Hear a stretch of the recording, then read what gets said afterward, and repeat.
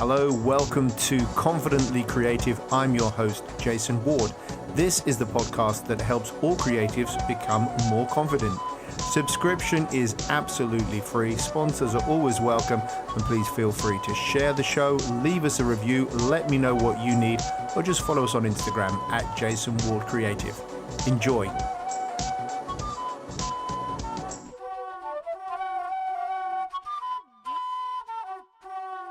As bitetheboxer, amazing band, solo band from Dorchester. Matt, thanks for joining us today. How are you? Good evening. I'm very good, thanks. Considering it's we're recording this on a Monday evening, almost halfway through January. I'm actually doing really well, thank you. Excellent. So it would normally be a Blue Monday, but instead we're having a chat here, and I'm really glad because I said to you earlier, I am a bit of a fan of bitetheboxer, I've got to say. So. Very kind. So we did an interview recently for Dorset Biz News, which is 6 Degrees of Inspiration, and that's what we're going to follow today. There were basically 6 questions about your creativity, your process, what inspires you. So we're going to start with question number 1 of those. So just tell us what you think, and let's have a chat. So the first question was, what inspires your creative ideas? Okay, well, a little bit of almost like a bit of backstory, for like quickly before we get into the meat of this answer, is that I'm trying to approach this interview and these questions, and I answered them using both of my hats, if you like. My day-to-day work hat, which is I'm creative. I do online marketing for a big musical instrument company. And then, of course, as you mentioned, in the evenings and weekends, I make music as bitetheboxer. So I'm pretty creative in most aspects of my life, I guess. So there's always creativity kicking around in my house, whether that's the music or my wife making arts and stuff. So yeah, there's a lot of inspiration. But way I approach inspiration and creative ideas is I try to think about the desired end result and work my way back from there. Right. So when I'm making music, I tend to ask myself a few things, actually, but mostly it's, would I listen to this? And similarly, when I'm doing my day-to-day job of marketing campaigns, I think, would I respond to this? How would I respond if I saw this advert? And then I try to work my way back and then get, in a way, attach my own experience as a user and as a consumer of the product. Right. Like I say, work my way back through there. But I ask myself that, would I listen to it? I also like to ask myself, do I enjoy the process? And am I learning anything from this process? And I have to tick those 3 boxes, really. Am I learning from it? Do I enjoy it? And would I enjoy the end product? Right. Because it's strange. I do a lot of work with creatives on creative process. So 4-step creative process, how we get to creating something. And a lot of that work for many creatives is quite private. But you have a very different process sometimes as well. You like to create kind of in public. Yeah. A lot of my songs have been, I produced certainly the bulk of them on a channel called Twitch, which is a social media channel. I think primarily is set up for gamers, so you can watch other people play online games. Right. And I used it particularly while we're in lockdown, as a way of self-development and becoming more accountable for my music production progression. So I set myself little challenges, such as make as much of a song as I can in 2 hours. Wow. And then within there, make as much of a song as I can using just one instrument, or using one drum machine, or based on this idea, or based on this genre stuff. So I kind of had a theme, and then I'd start a song from scratch and see how far I can get in that 2 hours, 2.5 hours. And Wow. that was a lot of fun, and it taught me quite nicely not to overthink things, not to overthink my process. Right. Because if sometimes I had like 50 odd 50, 60 people watching and commenting, which is crazy, crazy nerve Wow. wracking. Right? But I was thinking, if I've got 50 people watching, they don't want to see me, painfully going through lots of different sounds for 2 hours and fiddling like nuances. They want to see actual progress Right. for 2 hours.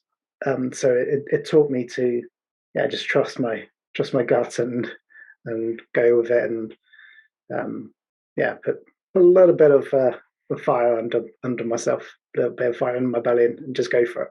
Right. It's fascinating because the creative process can be very private Mhm. for many reasons, like you kind of need it to be, but also by I will say this to people as well. You need limitations when you're creating. So if someone said have as much time and money as you want, you'd never come up with anything. Yeah. I think so. I think what you've done is you've really challenged yourself. And are these people they're interacting with you? They're telling you what they think, what they like, where they think you should go with the process. Yeah, so sometimes I did have other music producers who knew much better than me about the technical process, and generally they were really nice and gave me really constructive criticism and feedback, and gave me useful pointers. And sometimes I'd have people watching that didn't know about music production and just wanted to see kind of a slight peek behind the curtain of, okay, this is how a song can be made. And so it was good for them because I didn't go too much into the nitty gritty detail. I think it's amazing. I don't know if there are other people that are operating or creating in the same way that you do. Are you kind of unique? Is anyone else doing this? I think there's certainly a few others, and they have Oh, been okay. getting more and more popular. And there's a couple um, sort of mid-sized bands which do it, and the name escapes me, but they're kind of Right. more kind of metal bands who just have a couple cameras set up in the room while they're rehearsing or writing on songs, and they're not as interactive, but you can have a bit of a fly on the wall Right. approach to it live, which is, yeah. So yeah, there's people out there doing similar, but not many. I love it. I know we're going to talk a little bit later about David Bowie as well, but I really see this as a Bowie thing. I can imagine like Bowie in his heyday. If Twitch had been available, I think he would have been on it, doing it like that, no doubt. So, okay. The next question from our six is, it's something that's I think really important to all of us. But why do you think arts and culture is important to everyone? What it means to me is that it's the personality of people. It's what gives us personality. It brings out, you know, how passionate we are about things, how we it teaches us how to process different situations. From an early age, we're reading stories and hearing stories and reading books, and they go into our minds, into our subconscious of, okay, this is how we can see the world, and this is how we can process situations that we're put into. So arts and culture is what gives us our personality. It's what Right. brings excitement, and yeah, we'd be pretty boring without it, I think. It's funny because you use that word boring because you know how many creatives say that and it's like how do you define boring? There's many things that we could do, but there's something about arts and culture and creativity that makes our life not boring. What do you think it is? I think it's mostly arts and music is is created with the end goal of bringing out emotions, I guess, and bringing out excitement. And when you're creating, whether you're creating music or films or a piece of art, the artist that created that is trying to get something across and trying to make the viewer, the consumer, I guess, feel something. So, Right. and generally, you want that to be a positive experience. Right. Generally, I'd probably, 80-90% of the time, you'll probably hope it's a positive experience, but sometimes you want, when you want a shock factor, or you want some go hard and gritty and not particularly pleasant, but you want to get that point across. But you're engaging, I suppose what you're saying is you're engaging the audience on an emotional level, whether that's a happy or sad emotion. Yeah, absolutely. Right. Cool. And then question 3 was always a tough one. But you work for a business. I've worked in corporations as well. So what advice would you give to a business to help them become more creative? I would say don't be afraid of asking for outside help or advice. Um, and I don't know if perhaps when everyone was working from home rather than in the office, there might have been a shift in behavior. But yeah, go and ask other people for help. Um, and it's such a dynamic lubricant, if you like, to help get the the grease in the gears, if Right. you like, to get outside influences. And then it's Yeah, it's a tough one because yeah. when you're in a company, Mhm. um, you sometimes, like, not all companies are creative. Yeah. So they don't always know what they need. And I suppose the question is, I don't know what you think, but do you think companies or do you think businesses are creative enough? It's a dangerous assumption that a lot of small businesses make, that to think that they are. This is probably going to sound really horrible, Not at all. um, but I have quite a few years of experience in marketing agencies, and certainly ones where we specialise in helping out small businesses, one-man bands, whether that's your builders, your plumbers, um, down to window cleaners, people like that. And these heads of these companies like to give the marketing a try, but actually, like you say, like you alluded to, they don't really know what they want and don't really know how to get there. So by going to these marketing agencies and getting their advice and putting their trusting their business in these outside companies is a big step for them, but is an entirely necessary step, because their expertise is in plumbing, is in building, is whatever they do. So yeah, without trying to sound rude, it's it's it's something which is often, not always, often best left to the experts, I Right. think. Yeah, I agree. And it's funny, LinkedIn has creative thinking as the number one requirement for employers right now. That's what they're looking for. So maybe there's more. Maybe there's more for you and I to do with companies, and get that creativity in. Yeah. So we alluded to Bowie earlier on, and I think I know the answer to this next question. Question 4: who is your creative hero? Oh yeah, the big DB himself, David Bowie. Um, but another one, little fun curveball which I like to throw in.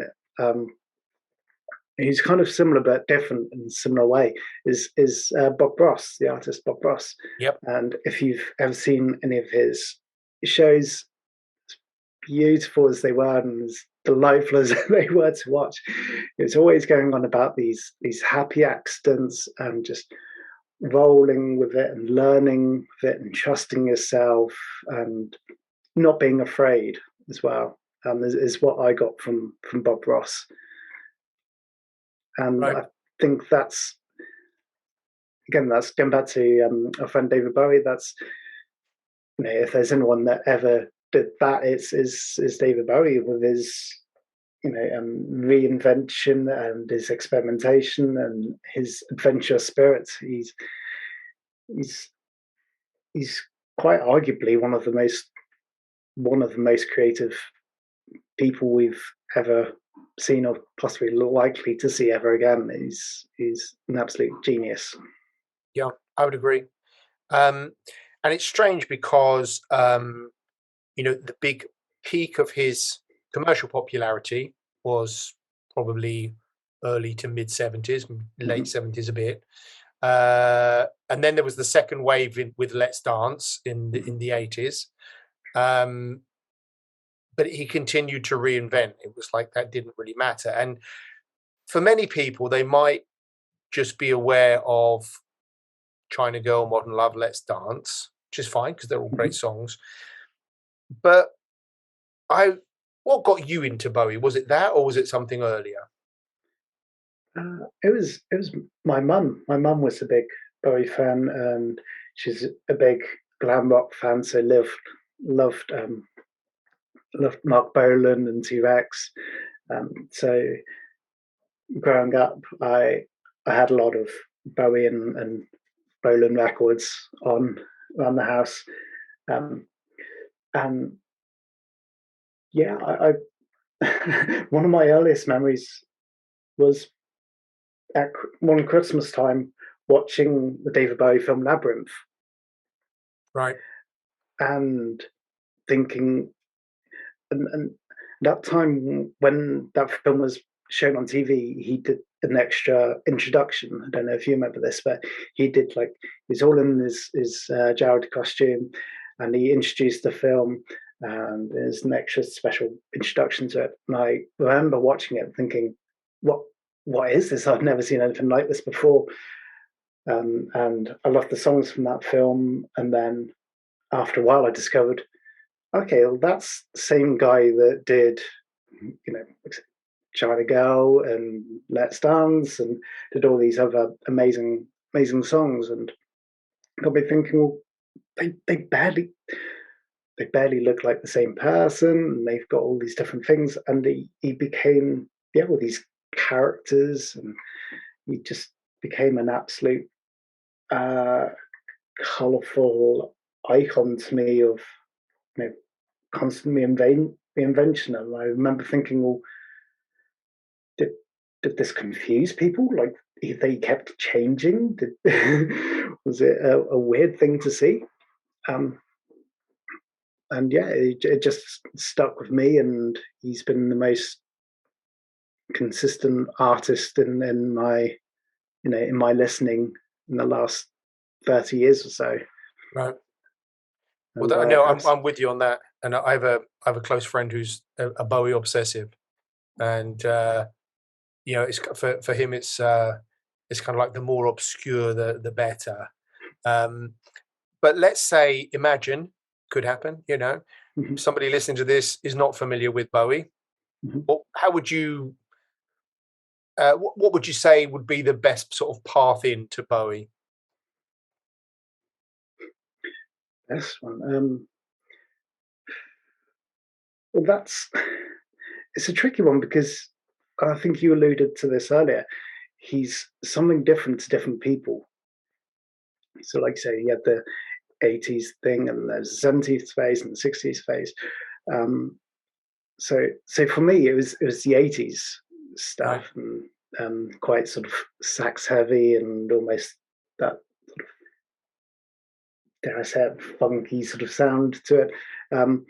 So I had that, and that was my path into it. And then folded out from there. But I guess you could go from the kind of trippy, almost Pink Floyd hippie-esque stuff from the very beginning.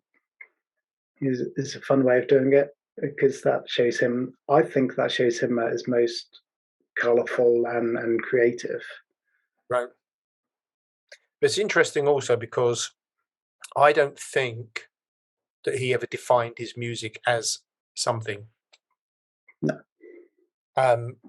Which, you know, is a sneaky way of me saying, because we had a little chat about this before, how do you describe your music? This is one of the things I keep coming back to David Bowie about is and he said in one of his interviews in the last few years was that he only made music for himself, whatever he was into at the time. And he said the moment that you start making music for other people, it just becomes worthless and pointless. So my music is whatever I'm listening to at the time. Right. And I've got a lot of stuff on Spotify and streaming services, which started about 2.5 years ago. So now, and when it started, it was very much 80s style electronic synth wave, very instrumental. And I was very excited by the soundtrack to Tron, which Daft Punk did. I loved that, and I loved how they integrated and interweaved electronic drum machines and synthesizers with real string sounds to get that really cinematic sound. So my early stuff was like that, cinematic and electronic elements me forged them together. Then from there, I did a bunch of songs which were much more cinematic ambient, which my wife would probably say was space music. Stuff to listen to while floating around in space, which is nice. Yeah, sort of like sci-fi, spacey sci-fi music.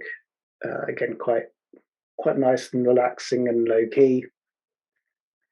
And then from there, I started going down this path of,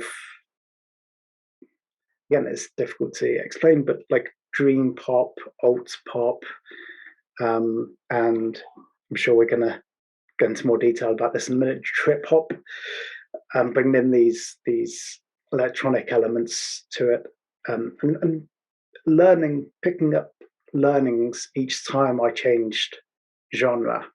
Right. So there's still, in the music that I've most recently put out, there's still aspects of that 80s synthwave stuff. There's still elements of cinematic ambience in there as well. Right. So each time I've changed course, I've learned from it and learned as I've got along to kind of, and I think I've got to a point now where I'm happy and comfortable with my sound, so I know which direction I'm going, and I'm a bit more focused, I think. Right.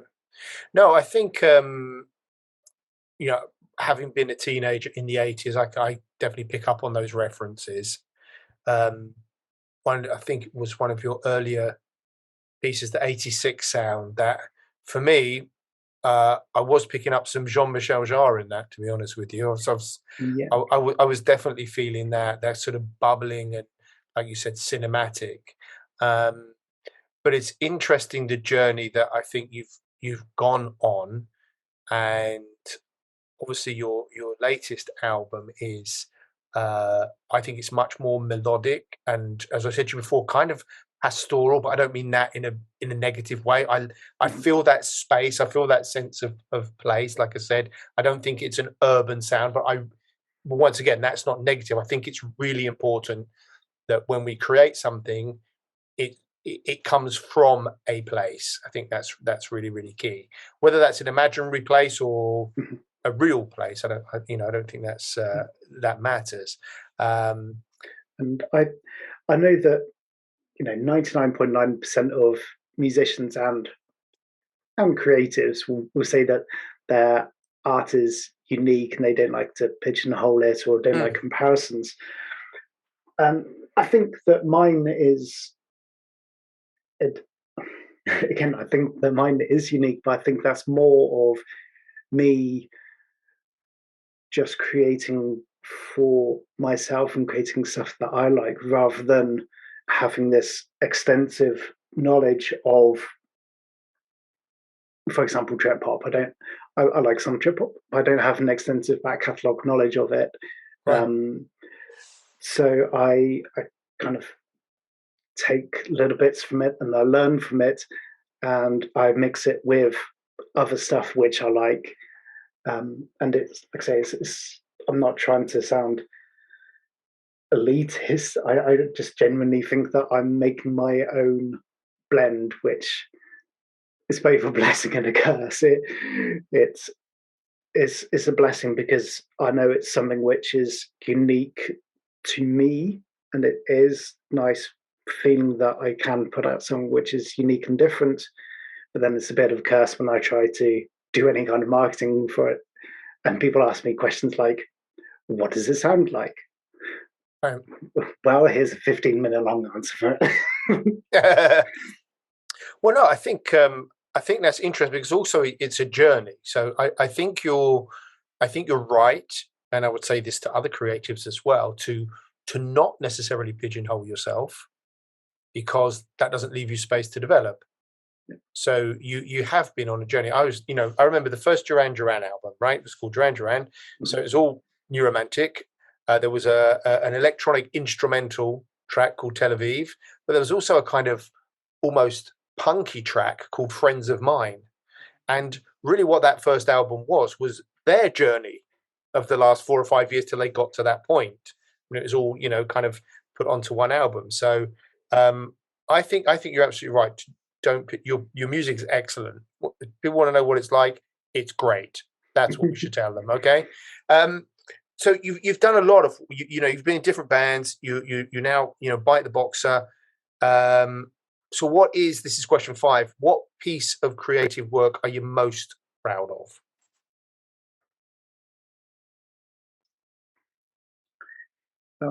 There's a song on the new album which I actually released as a single probably about middle of last year, called Forgotten, which was one of the songs which I made on the Twitch streams. And at the end of the stream, I did the usual kind of thing of going through the whole process of saving my work and shutting down the computer. And I went to listen back to the song the next day and couldn't find it. So I just presumed, oh darn gosh, it didn't Wow. save. And then eventually I found it 2 or 3 months down the line, hence why it's called Forgotten. Stumbled upon it by accident, and I listened back to it, and it got me really excited, and it made me listen back to other pieces of music which I created in a different way, because I listened back to that. I thought, yeah, actually, this is pretty good. This is something I can be really, really proud of. Even though it was unfinished at the time, it was something which I got really excited about, and that kind of is the refresher I needed to keep going at that point, because I was able to listen back to it and go, yes, actually, this is something which I'd listen to, which is one of those core principles, if you like, which I spoke about earlier. Is, did I learn from it? Did I enjoy it? Will I listen to it? Is absolutely something which I'd listen to. So, and I was super proud of that song and still am. And it got played on BBC Solent Introducing, which is something which I've tried to get onto in previous bands. Right, and we should explain, because some people might not know what that BBC Introducing program is. So maybe, as you've been part of it, you can explain it to people that maybe are not familiar with it. Sure. BBC Introducing is split up by regions. So we have, my local region is BBC Solent. There's BBC Southwest and one for Southeast and Midlands and all these regions. And you send in your music on the BBC uploader, and they listen to it, and then there's a lot of waiting to see if they'll play it, and eventually they'll send you an email going, "Yep, we liked it, and we're going to play it on BBC Solent." And it's all unsigned bands and under the radar bands, and generally the standard is just incredibly high. I've been on it 5 or 6 times. I'm lucky enough to be on it 5 or 6 times now, and each time that I listen to these shows, I think, yikes, I'm in good company. These songs are really, really good, and the artists that sent, obviously they get sent a lot because there are a lot of creative people about, and there's a lot of amazing musicians, especially in the area, but obviously across UK and across England and Scotland and Wales. And so, yeah, they must have hundreds, if not thousands, of songs sent to them. So, yeah, I've been played on the Solent a few times. I've had the notification to say that people at BBC Radio 1 have listened to it, because Wow. they do their introducing, which is kind of a best of all the areas. Right. I haven't been played on BBC Radio 1 yet. Not yet. Hopefully that's something for this year to aim for. I hope so. So just for people who don't know, so Radio 1 in the UK, because people listen to this all over the world, is a national radio station, national pop station. So if you go on Radio 1, that's pretty massive. But I think, Matt, honest, even to be considered is pretty massive. Let's be honest. So, that's amazing. I didn't know that. That's fantastic. Yeah, and it's something which like I said, it's something that I tried to get other bands that I've been onto these radio stations before, and never got anywhere. So to do it with bitetheboxer as my own music has been amazing. Such a huge confidence boost. And what do you think it was about, like the song "Forgotten," that kind of got you that traction, if you like? I'm really not sure. They don't tend to give a lot of feedback, Right. But they said that they enjoyed the general vibe, I think was one of the words that they use. Okay. But I think that there is a lot of, again, I'm saying this, trying to put it as honestly as I can. I think that there's a lot of crossover in that music, so it is accessible for people that are usually listening to pop music. I think it's got aspects of electronic music in there. It's got aspects of, I try to include bits of actual guitar playing because I'm a guitarist originally. So I tried to get into elements of this indie kind of almost indie pop rock sort of sound to it as well. So there's a lot of crossover, which I hope comes across, and I'm hoping that's perhaps that's what got them listening to it. Right. It's interesting you talk about having the crossover and having, touches of indie, because I think also in the creative process, we are all influenced by what we hear and see and taste and whatever. And so although we may not be trying to copy something, and I don't suggest for a second that bitetheboxer is trying to copy anything, it's interesting to hear you almost try and analyze what has influenced you to make the music that you're making. Yeah, again, there's probably not really any bands which I'm intentionally trying to sound like. So yeah, it's a tricky one to try and process and analyze. Right. Yeah, it's fascinating. Because I hear things in the music that maybe you don't, but that's because of my background. But no, it's great. So I think "Forgotten" is a wonderful track, and what I'll do is I'll leave all of the links to all of your stuff in the show notes as well, so people listening can go straight there, listen to your music, download it, hopefully purchase it, and support your continuing journey. Question 6, which is our last question. So you've released Haunted Remains, which is the latest album. What are you working on now? Haunted Remains wasn't really a planned release as such, because I actually released most of the songs one by one through the year. There's a couple of new ones on there.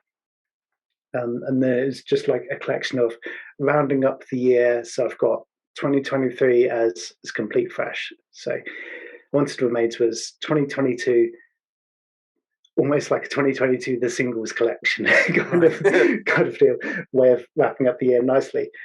Because I wanted to go into this year and completely start it afresh.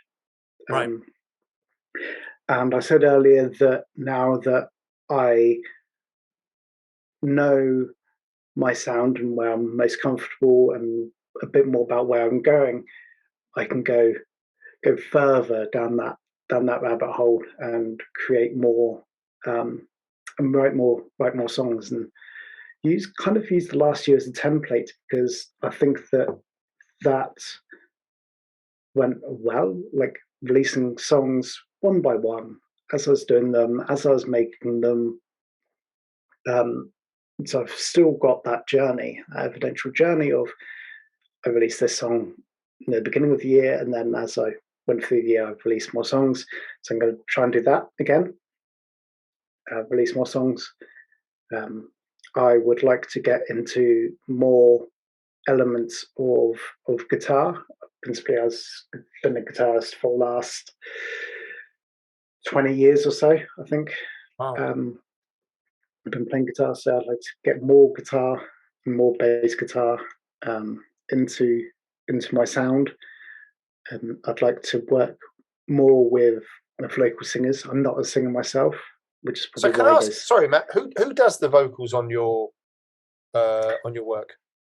These are a collection of remote session musicians and samples, which I've sourced from specialist vocal sample companies, Right. and purchased the rights for, and then I tend to play with them to the pitch and the speed to make them fit into songs which I'm working on at the time, which I think suits the lyrics and the tone and the tempo and the general feel of the music which I'm going for. So actually, there's no one really specific, unfortunately, which I can give a shout out to and name. That's again working with those samples, and it's kind of a limitation because and it's one of those good limitations which we spoke about earlier. It's like, because when I get those audio files of the singers and the vocal parts, it's you get what you get. Right. And I can't go back and say, oh, can you just change these words around, or can you try something different with this delivery? It's that this is how it is. So it's given me those parameters to work in. And one of the things I wanted to do last year, which I'm really pleased with my progress at, is working with vocals, which is something I haven't done before. Because not being a singer myself, I can't record myself. So yeah, I'm on my way to find these samples and these audio files of singers, and working with those and getting creative with them. So applying lots of stuttery effects and echoes and reverbs and chopping them up into little chunks and making a vowel sound like a keyboard, or using the first song on the album is called Falling, and there's a nice vocal line in that which I chopped up, and for most of the song, those vocals actually form part of the drum beats, because I've chopped up words and sounds from the words to be a bass drum or a snare drum or hi-hat. So like, kind of sounds which come from the vocals which I chopped up. So that was a lot of fun to experiment with. Wow, that's amazing. It been on my mind because I realised that they're all female vocals. I didn't know whether you'd done something with your voice or whether you had a little falsetto thing going on, but it didn't sound like that. So no, it's an amazing process. So 2022, that's Haunted Remains is the best of. So 2023, are you going to become a guitar band? Are you alluding to that? Are you going to, or you're just waiting to see kind of where inspiration takes you? Yes, exactly that. Take it as it comes, and keep pushing myself each time I make a song to do something more and develop and learn, I guess. Right. And hopefully get into, like I say, more guitar if that happens. Try to maybe record my own vocals and play with that and see how close I can get it. Be cool. You use a bit of auto tune, Who knows? Get the whole share effect going on, maybe. Cool. And then just a very last thing: are you going to remain a studio concept, or do you think this is something that you would take out and perform live? I love performing live, and I do miss it. And I've been in bands before now which have played live a lot across the South Coast and London a lot, gigged, and I do miss it. But again, it's one of those things of, if I come across other musicians who are happy to help out with the vocals and they help out with guitars and help out with drums, then I'm always open. I'm always open to that. Right. So basically what we're saying is, if there's anyone out there that's listened to your album and wants to get on stage and do it with you, they should basically drop your line. Absolutely. Yep. Cool. Excellent. Matt, thank you so much for your time. I really appreciate it. As you said at the beginning, it's the slightly dreary, dark Monday night here on the south coast of England. It's been fascinating. Thank you so much. I really appreciate it. Thank you ever so much.